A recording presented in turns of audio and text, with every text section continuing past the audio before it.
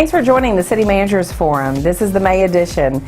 We'll meet with Cody Moseley, the Economic Development Director for the City of Guthrie, and we'll go out and about in the town with him. We'll also talk to Wanda Calvert, that served 36 years with the City of Guthrie in our Finance Department. We'll have the opportunity to talk to Dr. Mike Simpson, and he'll give us a little bit of an update of what's going on in the Guthrie Public Schools. Additionally, we'll be able to talk to David Ball, the County Emergency Management Coordinator. We've had great news with our Guthrie Edmond Regional Airport, so we'll have an opportunity to talk to Justin Heid, the manager of the airport.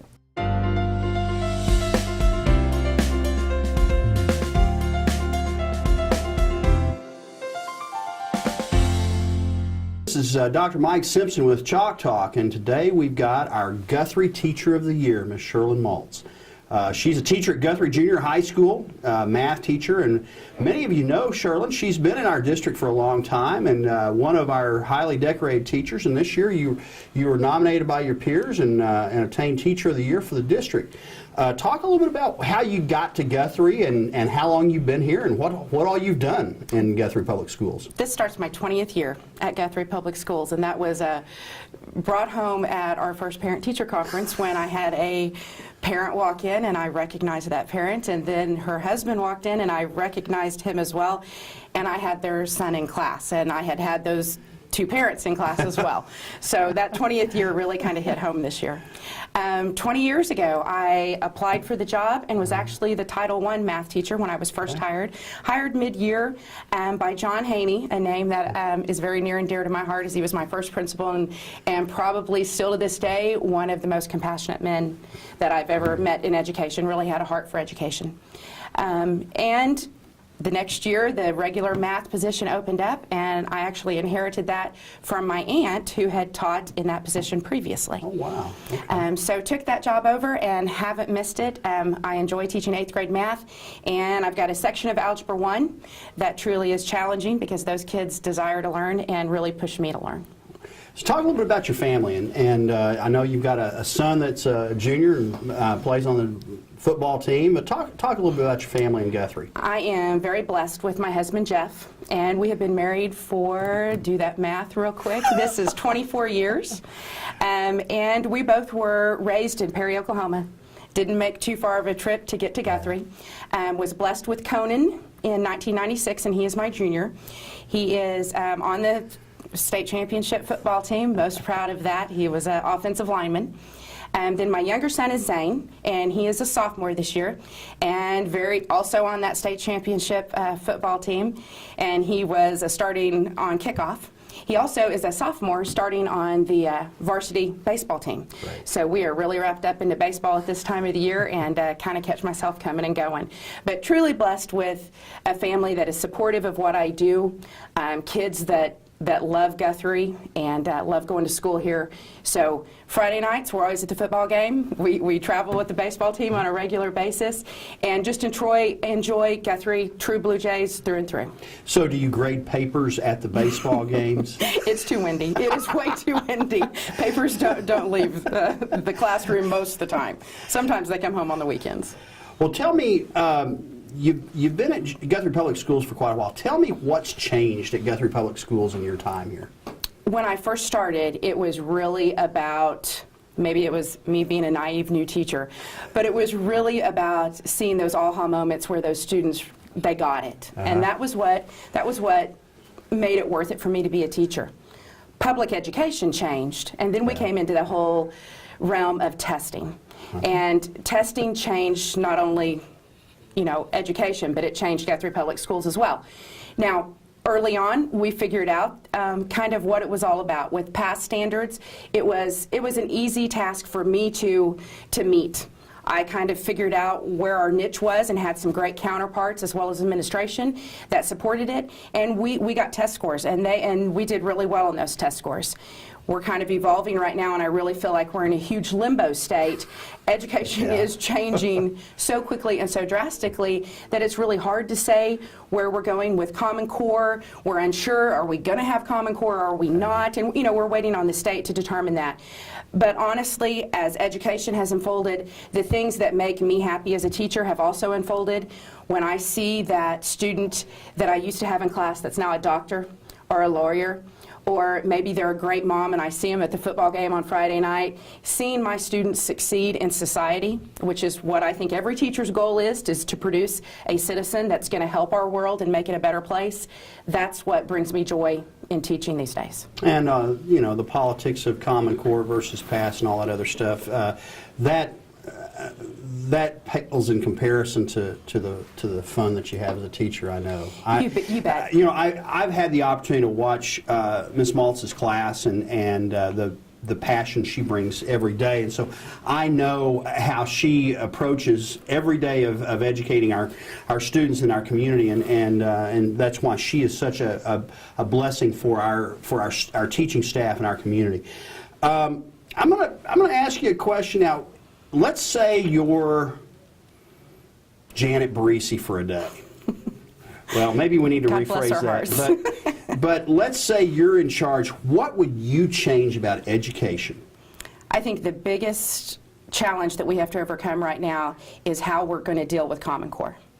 I believe Common Core is a great thing. It challenges our students. It stretches our students to learn how they need to be prepared for life.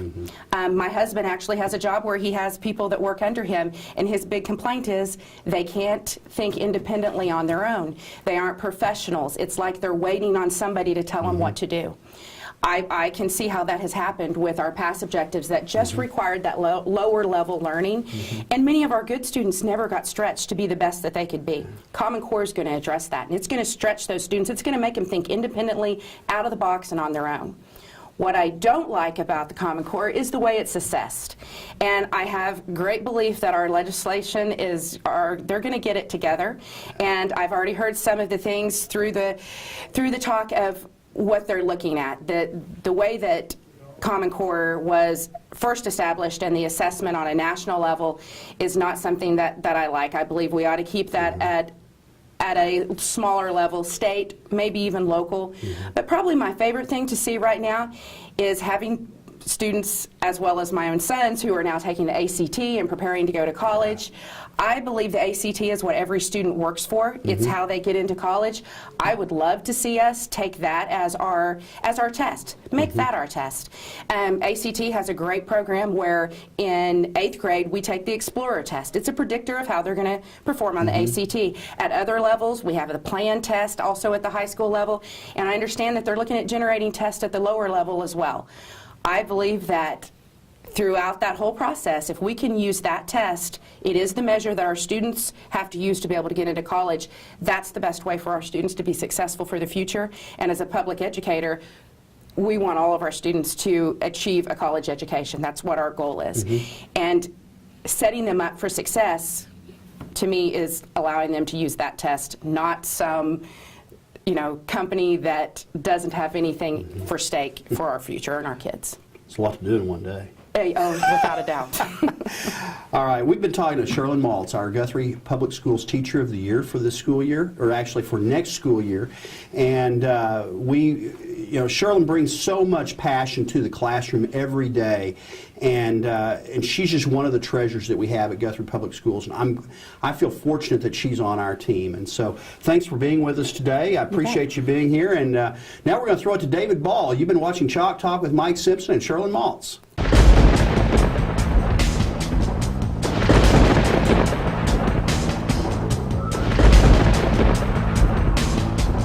Hi, my name is David Ball. I'm in Emergency Management for Logan County and City of Guthrie. Today I'm coming to talk about weather safety tips. The best thing everybody can do is have a plan, make a kit, stay informed. Have a plan, know where you're going to go before you have to get there. Know that if your safe room plan is to go to your safe room in your garage, make sure it's clean, make sure there's no spiders, scorpions, snakes, grenades, anything bad in there. Make sure you have enough room for you and your family. I'd also like to remind the residents of Guthrie that the City of Guthrie does not have any public shelters. Therefore, it's so important that you'll have your plan. If your plan is to drive across town to maybe Grandma's house, that you give yourself enough time to get there. Have a kit, have something that ready to go, clothes, medicine, ID, a little bit of money, cell phone charger, a little bit of water, snacks. change of clothes, shoes for everybody in your family. Have 3 ways of getting information. Whether it be a NOAA weather radio, the storm sirens, TV, different apps on your phone, or computer weather monitoring programs that you can get on your computer at home. Our sirens in town are designated as outdoor warning devices. They are not intended to be heard in your house. When activated, they will go for 3 minutes, a continuous steady blast, and we do no all clear sirens after a storm event. And again, my name is David Breland, Emergency Manager for Logan County. If you've got any questions, feel free to call me. My office number is 282-0494, 282-0494. Thank you and have a great day.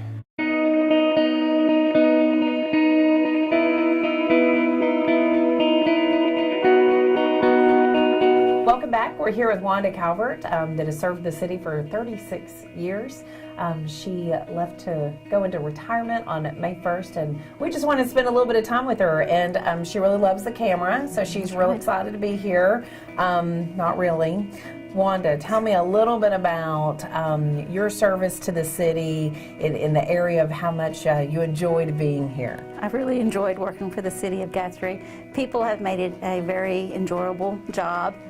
I enjoy meeting people, getting to know them, and Well, we know that you spend some of your time out on your land and with family. I've known you to even help build a fence, or I should say build a fence. How do you plan to spend your time in retirement? my retirement's going to be spent with my grandson. That's great. Yep. You think that if we ever have questions, because you have such great institutional knowledge about this place, we could give you a call? Call me anytime. We pay in love and affection and cookies. That's fine. Just to let you know. That works too. And how many, approximately how many mayors have you gone through while being here? Over 10. Over 10 at least, because mhm. that's how long their terms are. Probably a lot of city managers. Quite a few city managers. Probably a lot of staff. A lot of staff. Probably a lot of citizens. Yes. That's fantastic. We wish you all the best in your retirement. Thank you for your service and your dedication to the city of Guthrie. Thank you.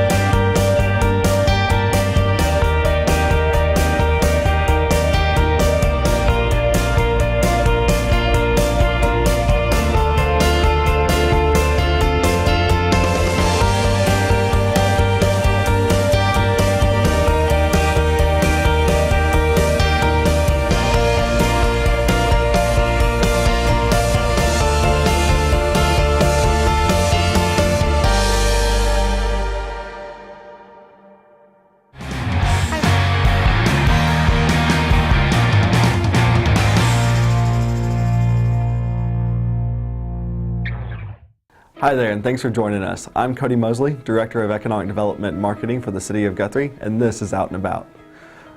Well, we're very excited to announce that we've had a great beginning to 2014. A lot of attention from different companies looking to move into the area, anything from primary jobs to new retail, and so we're really loving all the attention that we're getting. A lot of the attention is derived from us having great sales tax numbers, so make sure you go out and continue to support your local businesses.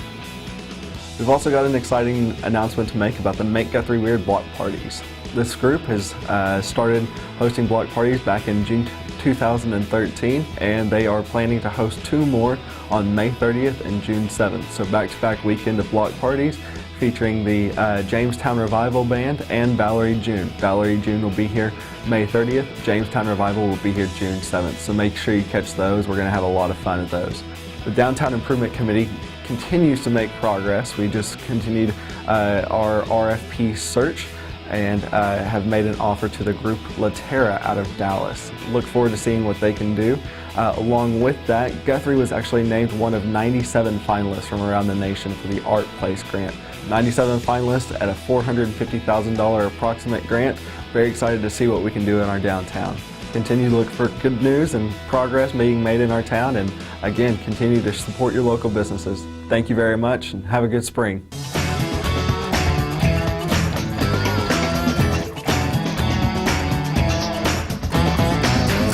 We're here with Justin Heid, our airport manager at the Guthrie Edmond Regional Airport, and exciting news has happened in the past month. Justin, tell me a little about the award that y'all just won. Currently, we just received the Oklahoma Airport of the Year from the Oklahoma Airport Operators Association for 2014. That's fantastic. And who votes on that? That is the Oklahoma Airport Operators Association. They have a committee that selects from candidates out there, and pretty much any airport in Oklahoma is a candidate for that.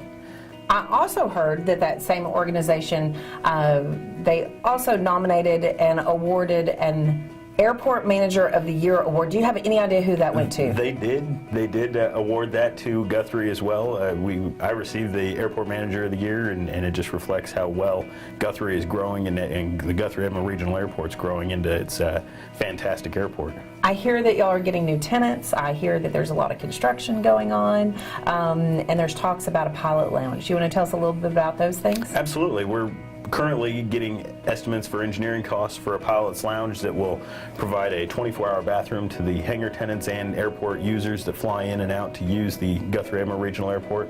And along with all the construction we're doing, we're currently in about a $1.5 million construction project that will greatly expand the airport's usability and increase the tenant ratio by 15%. Fantastic. Well, we're lucky to have Justin here. We're proud of him. Airport Manager of the Year. We hope to keep him, and we're really proud of what's going on here in Guthrie. Thanks for joining us.